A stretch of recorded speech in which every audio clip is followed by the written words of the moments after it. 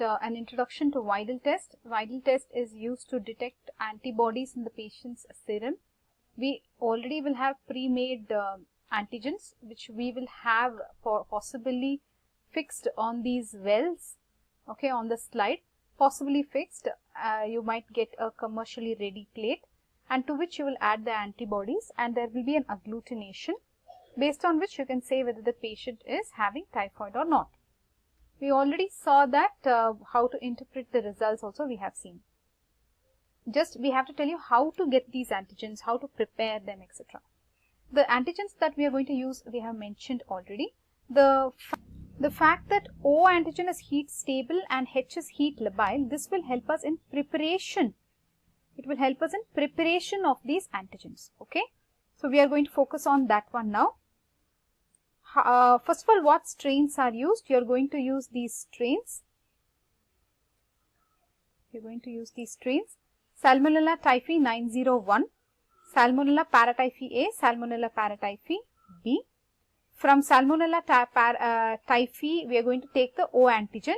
The O antigen which we are going to use is 12, right? Because 12 is common to all Typhii, Typhii A and B. So we will take 12. O antigen you have to take. Now, how will you get this O antigen? See, now Salmonella Typhii, you will remove the VI antigen.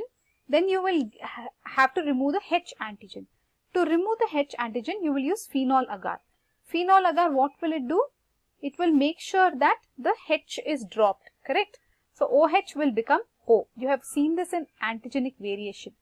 Now that you have this O, you take this growth, mix it with alcohol, heat it, centrifuge it, resuspend in saline and add chloroform as a preservative. So, you got your O antigen. Just repeat, you have the bacteria, you put it on phenol agar, OH will become O. Now, you take this, mix it with alcohol, heat it, centrifuge it, suspend it in saline, add chloroform as preservative, you got your O antigen. Okay. So, you are having these strains of bacteria to make the antigens. You yourself have the bacteria. The antibodies are coming from the patient. Now, you want to check if they will react. Then you know the patient has antibodies to this bacteria. Okay. Now, the procedure you have slide and tube. Slide we have already explained how to read this in the previous video. Just look at that. Now, in this, let us move on to tube. Tube. This is serial dilution. In the test tubes, you will do serial dilution. Now, you have to do this 4 times. For each antigen, you have to check which antigen is there. So, for each antigen, you have to do this. Okay. Now, let us say we are doing for one of the antigens. Just focus here. Let me tell you what exactly we are doing here. See here. In the first test tube, you are taking 0.1 ml of the patient's serum and you are also taking 1.9 ml of saline. In all the others, you are taking 1 ml of saline. You know how to start, right? First, you take saline in saline in all of them. 1.9 ml in the first one, 1 ml in the remaining. Okay. This much, is it clear? To the first one, now you add patient's serum. Patient's serum, just 0.1 ml. How much? Just 0.1 ml. Are you focusing? Please pay attention here if you are sleeping. So, I am telling you again, take 8 test tubes. First test tube, you put 1.9 ml of saline. Remaining all test tubes, you put 1 ml of saline. In the first test tube, put just 0.1 ml of the patient's serum. Just 0.1 ml of patient serum. This will be a 1:20 titer. 1:20 dilution. Now, you take 1 ml of this and put it in the next test tube. 1 ml of this, put it in the next test tube. So, it is serial dilution. So, finally, the amount of serum that reaches here is very, very less. It will be 1:1280. Okay. So, 1:40, 1:80, 1:160, 1:320, 1:640, 1:1:80. And the last one is just used as a control. So, total 8 test tubes you took. Did you understand this much? For every antigen, you should do this. So, let us say only for OH antigen, we are doing so much. This one we have done only for the TO, Typhii O antigen, we have done so much.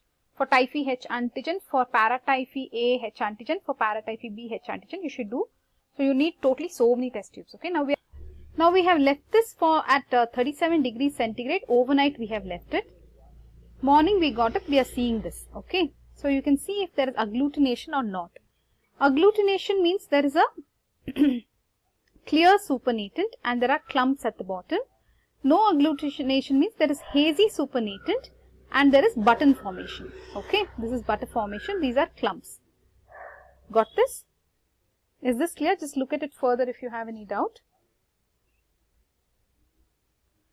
The highest dilution of sera at which agglutination occurs is taken as the antibody titer. So now highest agglutination is at 1/160 here. So that will be the antibody titer 1/160. Okay. So let us say you take the patient's serum today and you check it as 1/140 has agglutination.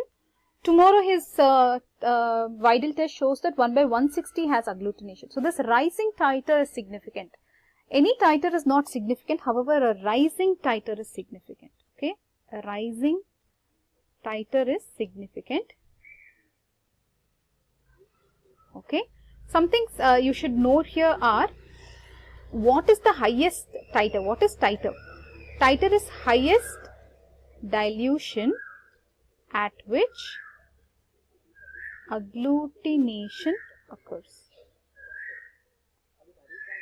Highest dilution at which agglutination occurs. Fine. Now is this clear?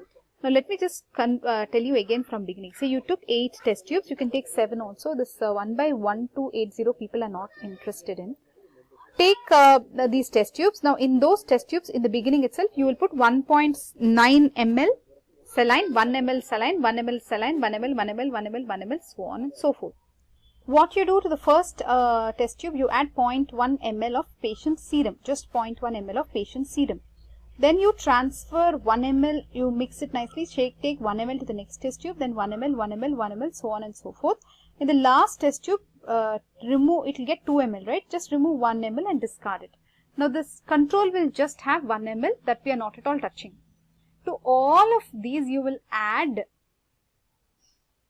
the antigen. Antigen preparation you should add, don't forget that. You will add the antigen preparation. Now you already, antibody was there, you will add antigen, now that will agglutinate. 37 degrees centigrade overnight when you keep, next day morning when you see if something is there like this. There is a clear supernatant and there are clumps at the bottom. These are agglutinations. If there is hazy supernatant and bottom there is a button formation, that will be negative, no agglutination. Titer is nothing but a highest dilution at which agglutination occurs. So 1/160 is a titer in this diagram. Rising titer is of significance. In India, like wherever there is a lot of typhoid, lot of people will show agglutination. So a rising titer is significant. Fine. So any titer is not significant. In endemic countries like India, due to poor exposure, people will always have some baseline antibodies. Higher titers are significant and cutoff varies from place to place. So rising titer is significant. If you want significant titer in India, it will be something like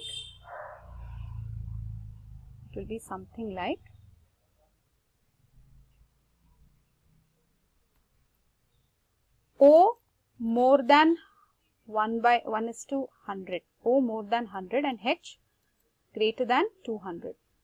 Okay. O agglutinant titer more than 100, H agglutinant titer more than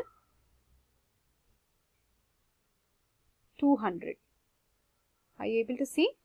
So these are significant titers in India. Rising titer only is actually significant. Significant titer in India will be O greater than 100, H greater than 200. Interpretation of vital test we have already covered for you. I hope you remember this slide. If only TO is there, that means it's a recent infection. So still O only is there, H hasn't formed. And it could be any of the three. Typhii, Para-Typhii, anything it can be. If TO and TH are there, then it is Salmonella Typhii. If TO and AH are there, it is Salmonella Para-Typhii A. And if TO and BH are there, Salmonella Para-Typhii B. If only H is there, that means it is a convalescent stage. That means O has disappeared already and H has appeared. Or it could be some enhanced response of the body. If all TH, AH and BH are there, that means it is a vaccination case. Good. Bye-bye.